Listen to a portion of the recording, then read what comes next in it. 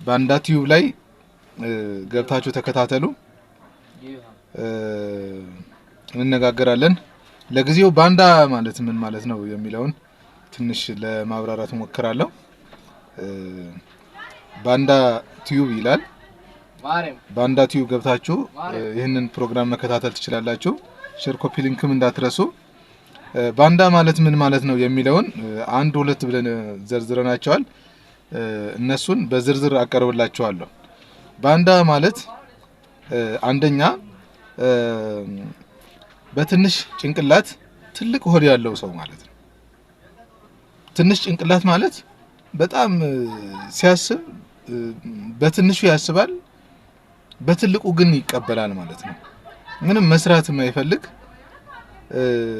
ማሰብ የማይፈልግ መጨናነቅ የማይፈልግ ሌሎች በተጨናነቁት ሌሎች በሰሩት እሱ ቀጥታ መቀበል የሚፈልግ ማለት ነው። ሆዱ የማይጠግብ ሰጥተው በቃኝ የማይል ማለት ነው። ሁለተኛ ተለዋዋጭ ባህሪ ያለው ባንዳ ማለት ተለዋዋጭ ባህሪ፣ እውቀት የለውም፣ ማወቅም አይፈልግም። የማያውቅ ሊያውቅም የማይፈልግ ነው።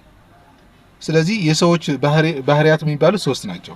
አግሬሲቭ፣ ፓሲቭ እና አሰርቲቭ የሚባሉ ናቸው። እሱ ሰውየው ይሄ ባንዳነት ያለው ሰው ፓሲቭ ነው።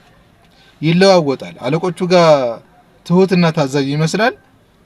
ከሚመራቸው ላይ ግን ፍጹም አረመኔና ጨካኝ ነው። ስለዚህ ተለዋዋጭ ባህሪ ያለው ማለት ነው። ባንዳ ማለት ተለዋዋጭ ባህሪ ያለው ማለት ነው። ሶስተኛ በተሰጠው ስልጣን የሀገሩን ምስጢርና ክብር አሳልፎ መስጠት የሚወድ ማለት ነው። የሀገሩን ምስጢር ምንም ዴንታ ቢስ ህዝብን ይጎዳል፣ ሀገርን ይጎዳል፣ መጪው ትውልድ ይጎዳል የሚል እሳቤ የለው። ወደፊት እንዘረዝረዋለን። አራተኛ በአለቆቹ ፊት ትሁትና ታዛዥ ለመምሰል የሚሞክር ነው። አምስተኛ ወዳጅና ጠላቱን ከጥቅሙ አንፃር የሚያይ ነው። በጣም ጥቅመኛ ደላላ ነው ባንዳ ማለት። ስድስተኛ ራሱን እንደ ህዝብ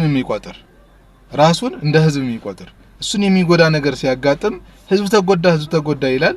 እሱ